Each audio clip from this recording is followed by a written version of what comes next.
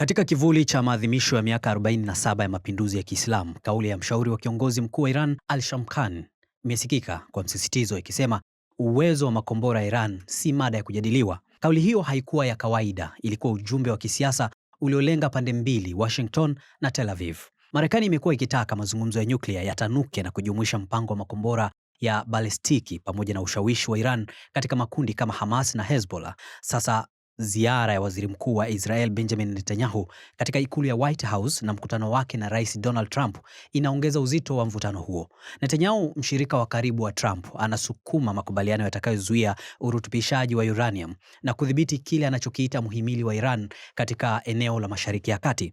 Hapa si tu mjadala wa silaha, ni pambano la ushawishi wa kikanda. Iran inasisitiza kuwa haitasitisha urutubishaji wa uranium bila kuondolewa vikwazo vinavyoiumiza kiuchumi. Marekani, kwa kuongeza uwepo wa kijeshi katika eneo hilo, inaonyesha kuwa diplomasia inaambatana na onyo la nguvu. Katika hesabu za kimkakati, kila kauli kali inaweza kuwa maamuzi ya kuwepo au kutokuwepo mazungumzo, lakini pia inaweza kuwa cheche ya mzozo.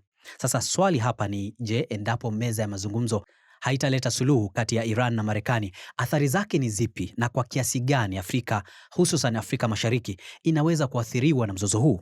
Iran hatokubali kuingiliwa kwenye programu yake ya makombora, kwa sababu hicho ndo kitu ambacho kinampa ulinzi, na anajua kwamba deterrence yake kubwa ni makombora, kwa sababu effectiveness yake, athari zake zimeonekana kwenye 12 day war. Kwa hiyo issue ya makombora haiko kwa Iran hayuko tayari kuyajadili, hayuko tayari kukubali chochote kinachohusiana na hiyo, kwa sababu same playbook ilitumika kwa jirani yake Iraq.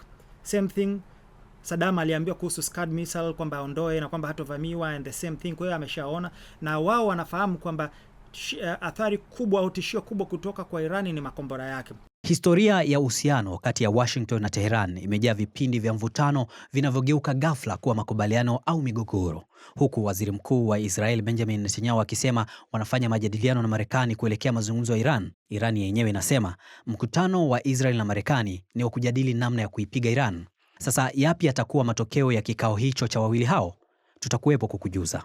Faraja Samo, Azam News.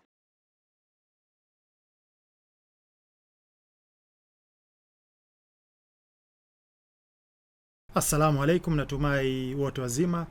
Iran hatokubali kuingiliwa kwenye programu yake ya makombora, kwa sababu hicho ndo kitu ambacho kinampa ulinzi, na anajua kwamba deterrence yake kubwa ni makombora, kwa sababu effectiveness yake, athari zake zimeonekana kwenye 12 day war. Kwa hiyo issue ya makombora haiko kwa Iran hayuko tayari kuyajadili, hayuko tayari kukubali chochote kinachohusiana na hiyo, kwa sababu same playbook ilitumika kwa jirani yake Iraq. Same thing, Saddam aliambiwa kuhusu Scud missile kwamba aondoe na kwamba hatovamiwa, and the same thing. Kwa hiyo ameshaona, na wao wanafahamu kwamba athari kubwa au tishio kubwa kutoka kwa Irani ni makombora yake.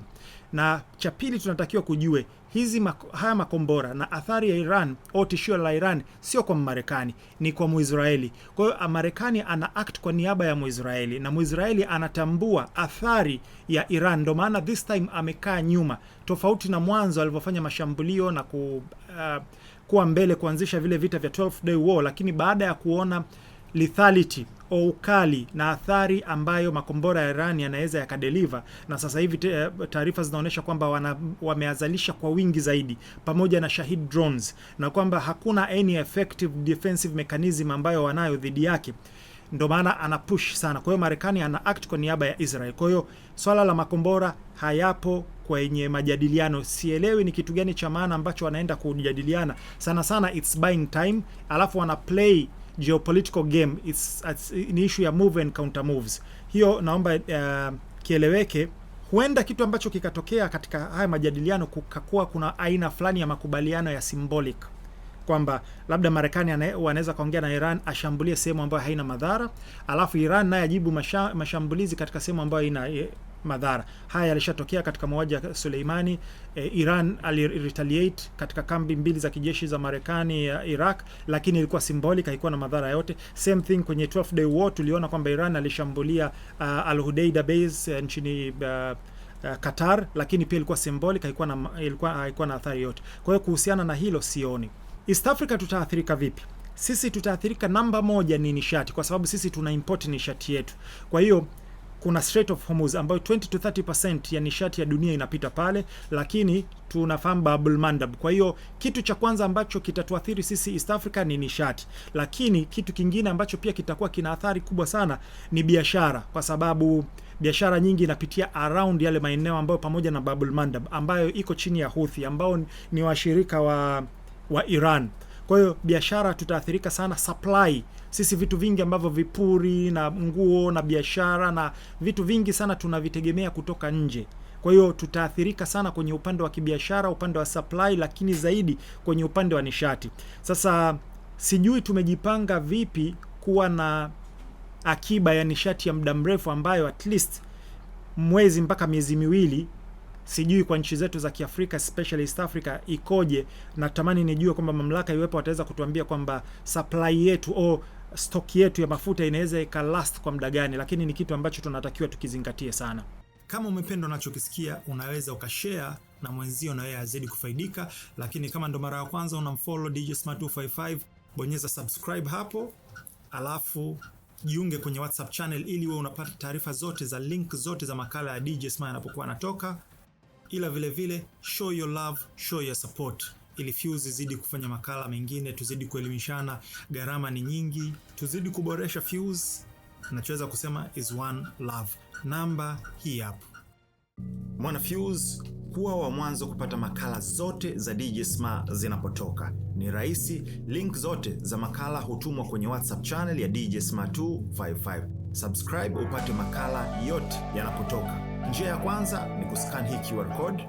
Tumia kamera yako kuscan hii QR code, itakupeleka kwenye WhatsApp channel, halafu bonyeza subscribe, au tuma ujumbe wa WhatsApp kwenda kwenye hii namba. Andika message niunge kwenye channel, utapokea ujumbe wenye link. Bonyeza hiyo linki, itakupeleka kwenye channel, bonyeza subscribe. Utakuwa unapata makala yote ya DJ Smart za zamani na mpya kila zinapotoka. Vile vile DJ Smart nipo TikTok, nipo Twitter au X, Threads, kote natumia DJ Smart 255. Fuse by DJ Smart inawezeshwa na wewe mwana Fuse. Support yako inasaidia gharama za kiuendeshaji. Tuma mchango wako kwa namba +255 0764124124. Inapokea miamala yote ya ndani na nje ya Tanzania. DJ Smart, one love. DJ Smart.